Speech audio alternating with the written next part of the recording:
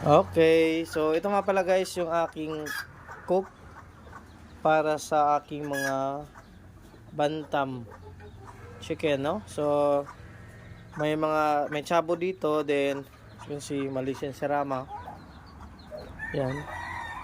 So yung iba guys, yung aking Serama yun, no? May sisiw na. Yun yung isa chabo. Then yung isa naglilimlim. Yan. Ito yung Malaysian Serama guys ninyo. Napakaliit. Ito yung aking show type. Then ito naman yung Malaysian Serama. Pang pet quality lang. Yan ang mga sisiw niya. So dito guys, matibay. So tayo natin kung sino matira. Yun yung ating makikip. No?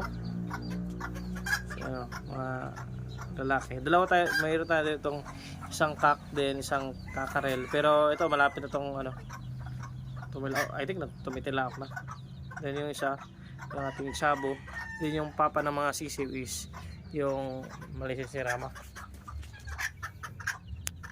Ito naman guys, yung ating naglilimlim na show type na Serama. So yung itlog, may nakahalo ata dito na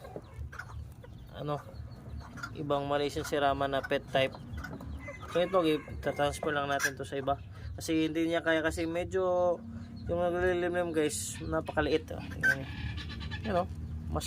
Napakaliit. Itong mga itlog, hindi niya kaya yan.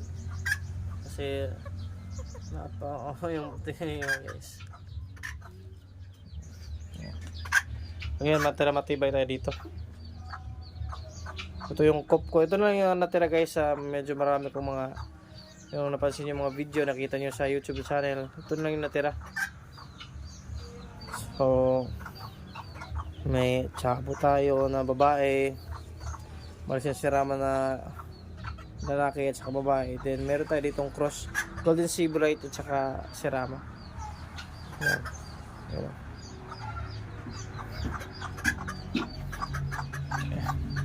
Ito.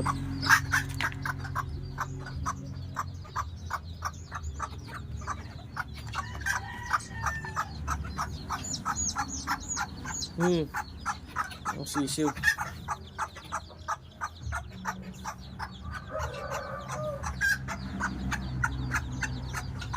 Pwede try na lang natin ito. Malaya sila.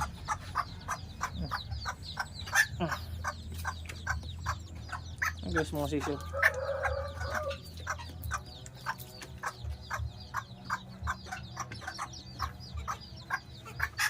Tingnan natin kung kaya ba na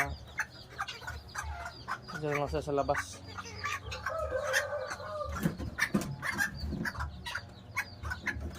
Dito lang to.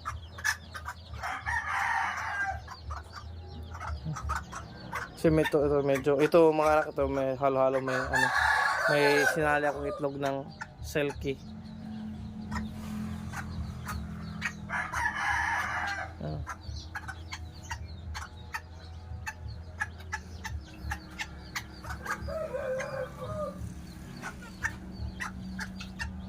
Ayan guys, ito lang yung aking mga collection ng mga bantam chicken. Usually mga Malaysian Serama, chabo. Yung iba, yung ibang breed, yung meron din akong naka range na chabo, may anak siya na 4 ang amais. Ito ang ama, doon nasa labas. Then mamaya may papakita ko yung posya mo na breeding ko.